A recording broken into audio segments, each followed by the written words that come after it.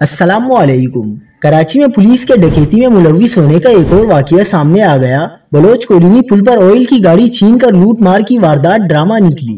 क्या आप हालात हाजरा से आगाही हासिल करना चाहते हैं? खबर के पीछे छुपे असल हकाइक जानना चाहते हैं तो अभी सब्सक्राइब कीजिए दिलमिल पाकिस्तान को और साथ ही घंटी के निशान पर क्लिक कर दें।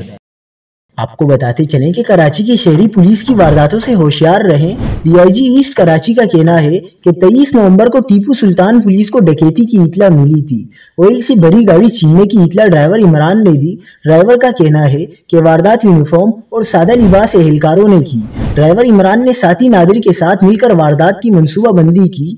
पुलिस कांस्टेबल शेख गालिब और कांस्टेबल नवीद को भी अपने साथ मिलाया। दोनों एहलकार ARF पुलिस हेडक्वार्टर साउथ में तैनात हैं। डीआईजी ईस्ट का कहना है कि मुल्जिमान का मकसद इंश्योरेंस की रकम हासिल करना था। मुल्जिमान ने ऑयल के कार्टन फरोख्त करके रकम हासिल करनी थी। वारदात में मुलविस 2 पुलिस एहलकारों समेत 4 मुल्जिमान गिरफ्तार कर लिए गए हैं।